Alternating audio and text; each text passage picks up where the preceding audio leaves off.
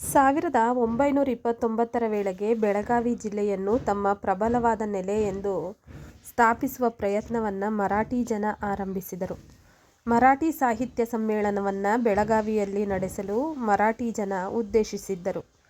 ಆಗ ಶ್ರೀ ಆರ್ಕಾಟ್ ರಂಗನಾಥ ಮೊದಲಿಯಾರ್ ಅವರು ಮತ್ತು ಶ್ರೀ ಬೆಳ್ಳೂರು ಮೈಲಾರಯ್ಯ ಶ್ರೀಕಂಠಯ್ಯ ಮತ್ತು ಶ್ರೀ ಮಾಸ್ತಿ ವೆಂಕಟೇಶ ಅಯ್ಯಂಗಾರ್ ಅವರಂತಹ ಪ್ರಮುಖರು ಉದ್ದೇಶಿತ ಮರಾಠಿ ಸಾಹಿತ್ಯ ಸಮ್ಮೇಳನ ನಡೆಯಲು ಅವಕಾಶ ನೀಡಲಿಲ್ಲ. ಬದಲಿಗೆ ಬೆಳಗಾವಿಯಲ್ಲಿ ಮೇ 11 ಮತ್ತು 12ರಂದು ಶ್ರೀ ಆರ್ಕಾಟ್ ರಂಗನಾಥ ಮೊದಲಿಯಾರ್ ಅವರ ಅಧ್ಯಕ್ಷತೆಯಲ್ಲಿ ಕರ್ನಾಟಕ ಏಕೀಕರಣ ಪರಿಷತ್ತು ಸಭೆ ಸೇರಿತು.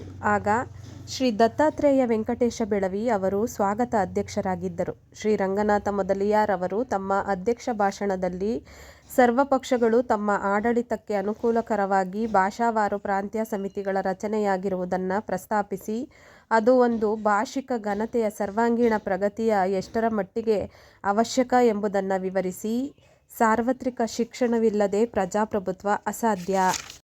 ಮಾತೃಭಾಷೆ ಇಲ್ಲದೆ ಸಾರ್ವತ್ರಿಕ ಶಿಕ್ಷಣ ಅಸಾಧ್ಯ. ಭಾಷೆಗೆ ಅನುಗುಣವಾಗಿ ಪ್ರಾಂತಗಳ ಪುನರ್ವಿಂಗಡಣೆ ಆಗದಿದ್ದರೆ ಮಾತೃಭಾಷೆ ಅಸಾಧ್ಯ ಎಂದು ಸ್ಪಷ್ಟಪಡಿಸಿದ್ದಾರೆ.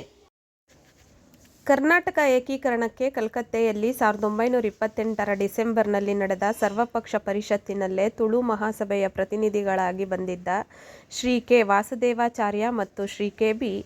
ಜಿನರಾಜ ಹೆಗ್ಗಡೆಯವರು ತಮ್ಮ ಸಂಪೂರ್ಣ ಬೆಂಬಲ ಸೂಚಿಸಿದರು.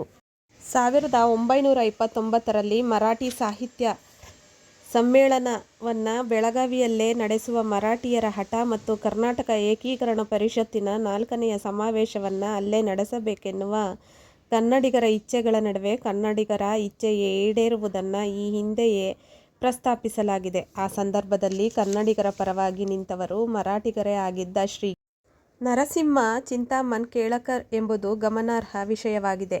ಬೆಳಗಾವಿಯು ಕರ್ನಾಟಕಕ್ಕೆ ಸೇರಿದ್ದು ಎಂದು ಶ್ರೀ ಕೇಳಕರ್ ಆ ಸಂದರ್ಭದಲ್ಲಿ ಘೋಷಿಸಿದ್ದರು.